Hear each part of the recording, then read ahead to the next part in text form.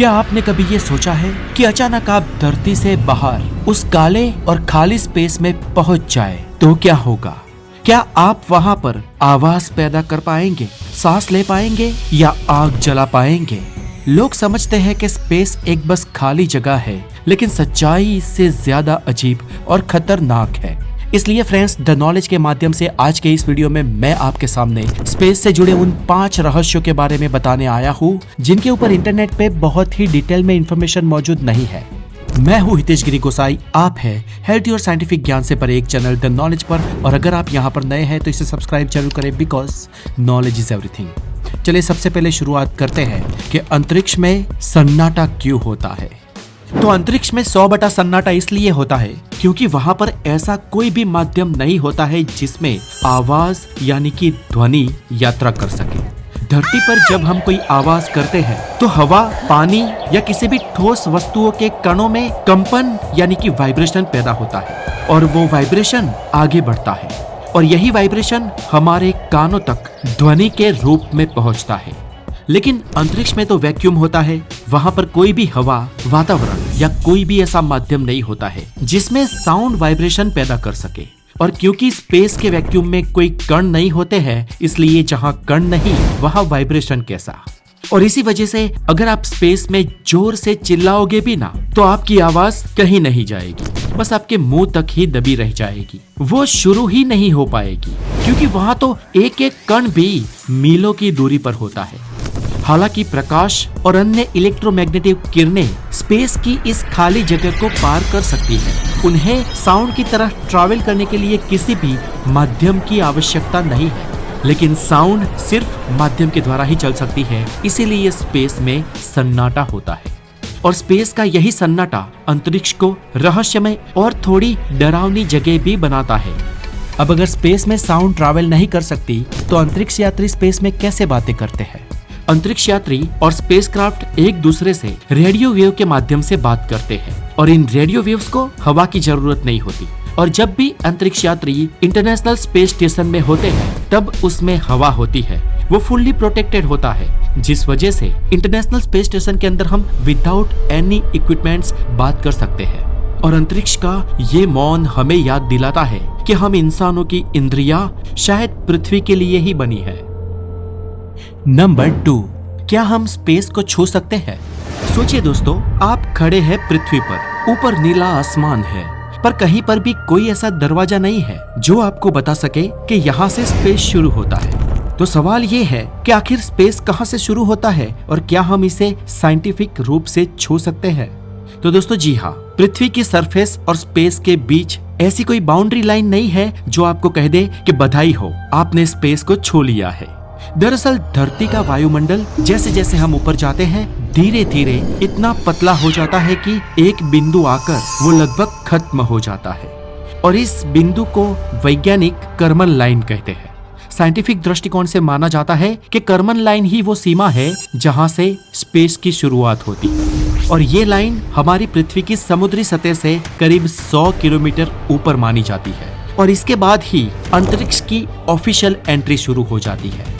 लेकिन ध्यान रहे, यह कोई फिजिकल दीवार नहीं है जिसे आप छू ले, ये बस एक साइंटिफिक सीमा बनाई गई है जिसे नियम और कन्वीनियंस के लिए बनाया गया है।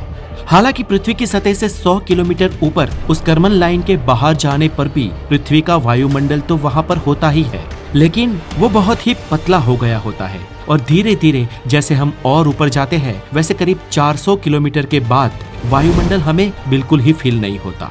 इतनी ऊपर हम उस अवस्था में पहुंच जाते हैं जहां पर कोई आवाज नहीं होती, शरीर में कोई भी दबाव महसूस नहीं होता, कोई भी भार महसूस नहीं होता। हम चारों ओर बिना कोई सपोर्ट स्पेस में तैर सकते हैं और यही है स्पेस को महसूस करने का तरीका और यहाँ पर ही हम कह सकते हैं कि हम स्पेस में पहुंच गए। इसलिए सडनली किसी एक एग्जैक्ट बिंदु को पार करने के बाद हम ऐसा नहीं कह सकते कि हमने स्पेस को छू लिया। इनफैक्ट स्पेस कोई छूने वाली जगह भी नहीं है, बस हम उसमें जा सकते हैं, हम स्पेस को महसूस कर सकते हैं। हम आउटर स्पेस उसी को कहते हैं जहां पर कुछ भी नहीं है, बिल्कुल वैक्यूम है, ना कोई ठोस वस्तु है, ना हवा है और ना ही उसका ऐसा कोई घनत्व है जिसे हम महसूस कर सके। इसलिए नथिंगनेस यानी कि कुछ भी ना होना ही स्पेस है, जो हमें पृथ्वी की सरफेस से 400 किलोमीटर दूर उसकी एक्टिव ग्रेविटी को पार करते ही महसूस होता है। नंबर 3, इंसान स्पेस में कैसे जाते हैं। तो फ्रेंड्स, हम ये जानते हैं कि हमारे साइंटिस्ट स्पेस में जाते हैं, लेकिन स्पेस में जाना इतना आसान भी नहीं है। मानो कि हम धरती पर हैं और हम अपनी पूरी ताकत से अगर पत्थर उछाले तो वो एक लिमिट तक ऊपर जाएगा जितना उसमें हमने फोर्स दिया हो, और उसके बाद वो नीचे गिर जाएगा क्योंकि धरती की ग्रेविटी उसे खींच लेगी। अगर आप जहां पर अभी बैठे हो उसी जगह से बड़ा वाला स्पेस बलून भी आसमान में ले जाए ना, और बहुत ऊपर जाने के बाद उसे एग्जैक्ट सेम लाइन में कुछ देर बाद नीचे लाया जाए तो भी वो वहीं पर ही पहुंचेगा जहां पर आप बैठे हैं। अगर पृथ्वी घूमती है तो वो बलून कहीं और क्यों नहीं उतरेगा। तो दोस्तों, इन सभी का कारण है हमारी पृथ्वी की ग्रेविटी और उसका वायुमंडल। पृथ्वी अपने वायुमंडल में जो भी चीजें हैं, चाहे उसमें तैरने वाला हवाई जहाज हो, धूल के रचकन हो, बादल हो, बारिश हो या कोई बलून, सबको अपने साथ लेकर घूमती है। और इसीलिए किसी भी चीज को स्पेस में अगर जाना है, यानी कि पृथ्वी के वायुमंडल के बाहर जाना है, तो वो बिल्कुल ही आसान नहीं होने वाला है। पृथ्वी का वायुमंडल जो पृथ्वी के साथ 1600 किलोमीटर पर आवर की रफ्तार से घूम रहा है, वो किसी चीज को ऐसे अलाउड ही नहीं करेगा कि वो स्पेस में चली जाए। तो फिर हमें स्पेस में जाने के लिए क्या करना पड़ेगा। तो दोस्तों, इस परिस्थिति में हमें अगर स्पेस में जाना हो तो पृथ्वी की एस्केप वेलोसिटी को पार करना पड़ेगा।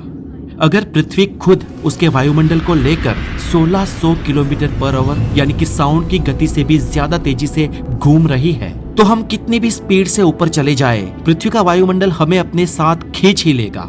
और इसीलिए पृथ्वी के वायुमंडल के पार जाने के लिए पृथ्वी की ग्रेविटी को मात देनी पड़ेगी, और पृथ्वी की ग्रेविटी को मात देने के लिए हमें एस्केप वेलोसिटी ऑफ अर्थ को भी मात देनी पड़ेगी, जो होती है 11.2 किलोमीटर पर सेकेंड, यानी कि करीब 40,000 किलोमीटर पर आवर।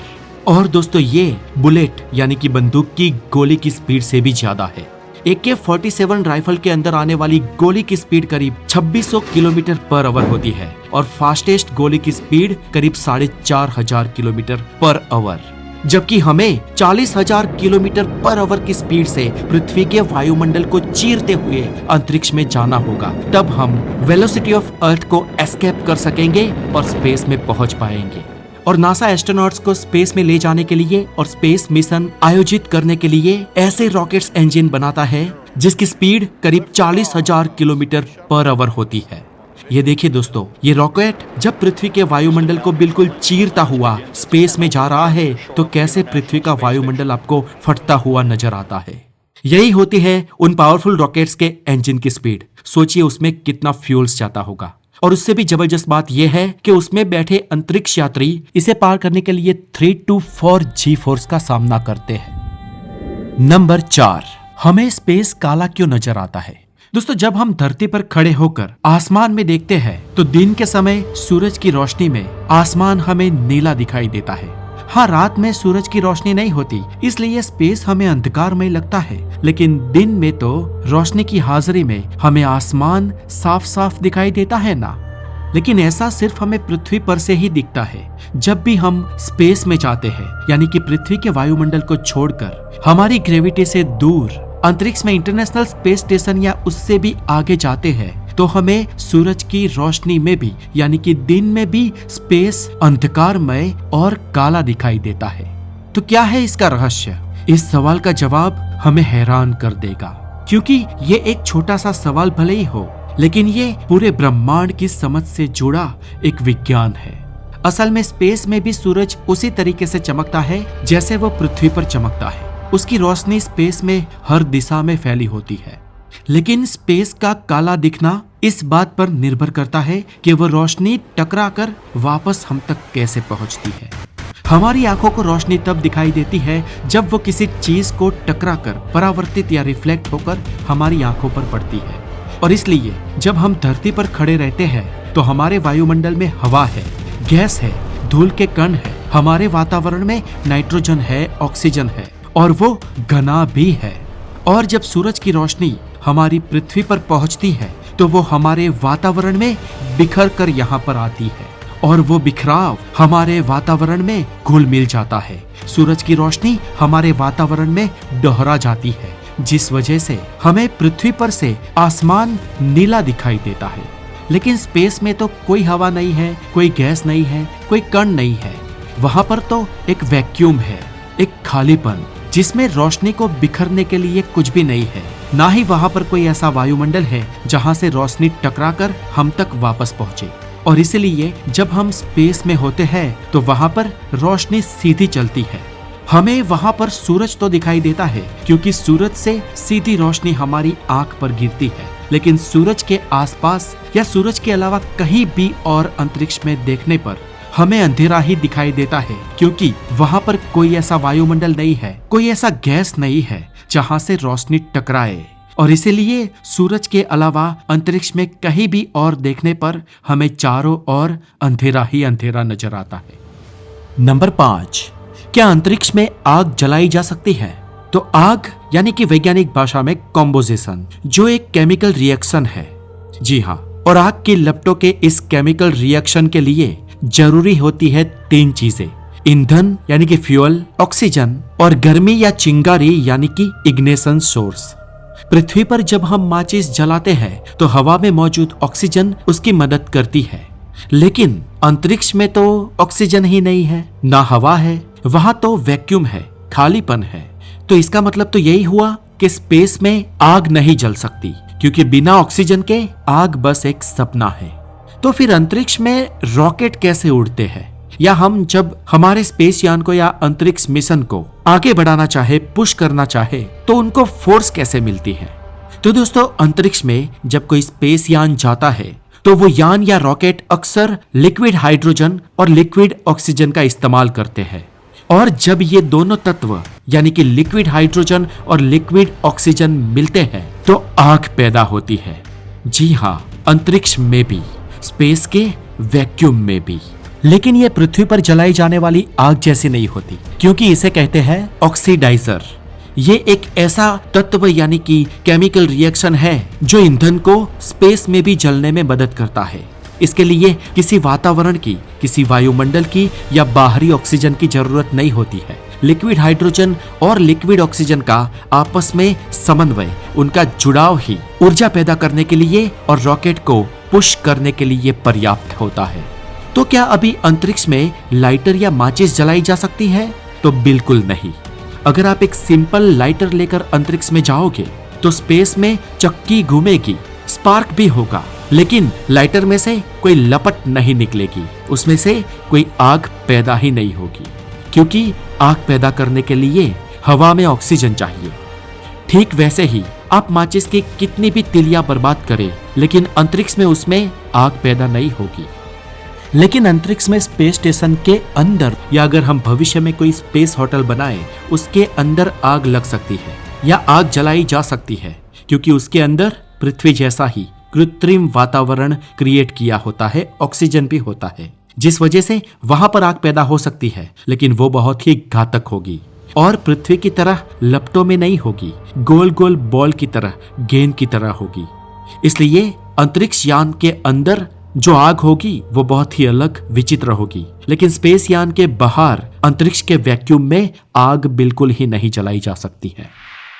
तो दोस्तों, स्पेस फैक्ट के इस वीडियो में आज के लिए इतना ही। ये वीडियो अगर आपको अच्छी लगी हो तो जरूर शेयर करें और हमें कमेंट में बताएं कि इसमें से कौन सा फैक्ट आपको सबसे ज्यादा चौंकाया। और अगर आप इसका पार्ट 2 जानना चाहते हैं, यानी कि सिर्फ स्पेस से जुड़े 5 more फैक्ट्स, तो भी हमें कमेंट में बताएं, वीडियो को लाइक करें, ताकि आपके लिए हम एक और वीडियो इसी के ऊपर लेकर आए। बने रहे द नॉलेज के साथ, क्योंकि आज की इस दुनिया में नॉलेज इज एवरीथिंग। अपना बहुत सारा ध्यान रखें। Have a nice day, take care.